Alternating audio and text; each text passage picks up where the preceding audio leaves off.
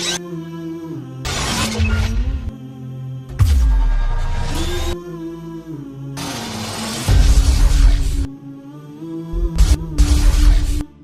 المالکی داعش کا سہولت کار۔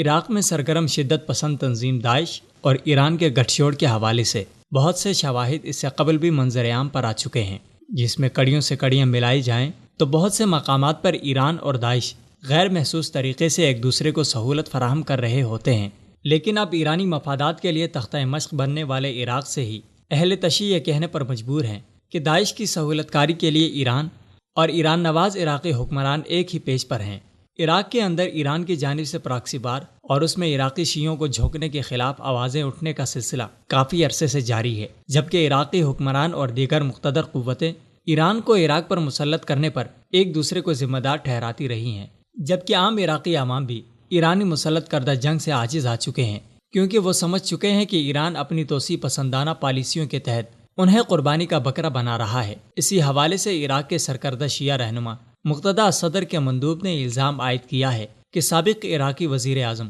نوری المالکی نے ملک کے بڑے شہر خود ہی داعش کے حوالے کیے۔ ان کا کہنا تھا کہ ملک آج جن بحرانوں کا سامنا کر رہا ہے، یہ سب نوری المالکی اور حکمرانوں کی دوغلی پالیسیوں کی وجہ سے پیدا ہوئے ہیں۔ مقتدی صدر کے مندوب ابراہیم الجابری نے ان خیالات کا اظہار ایک احتجاجی مظاہرے سے اپنے خطاب میں کیا۔ الجابری نے کہا کہ نوری المالکی عراق کے اضلاع داعش کے حوالے نہ کرتے تو آج ہم ایک نئی جنگ نہ لڑ رہے ہوتے۔ نوری المالکی عراقی عوام کی مشکلات میں 1% بھی کمی نہیں کر سکے۔ وہ خود عراقی عوام کے لیے مسائل اور مصائب کا سبب تھے۔ سبائیکر فوجی اڈے پر حملہ اور سینکڑوں فوجیوں کے قتل عام کا سبب بھی نوری المالکی تھے، جن کی بزدلانہ پالیسیوں نے سیکیورٹی اداروں کو مشکلات سے دوچار کر دیا تھا۔ سابق عراقی وزیر اعظم نوری المالکی پر تنقید کرتے ہوئے ابراہیم الجابری کا کہنا تھا کہ نیشنل الائنس کے سربراہ، الدعوہ پارٹی کے صدر اور پارلیمنٹ کے رکن ہونے کے باوجود نوری المالکی عوام کے لیے کچھ نہیں کر سکے۔ وہ کچھ کر سکتے بھی نہیں تھے، کیونکہ وہ خود عراقی عوام کے لیے تباہی کا سامان پیدا کر رہے تھے۔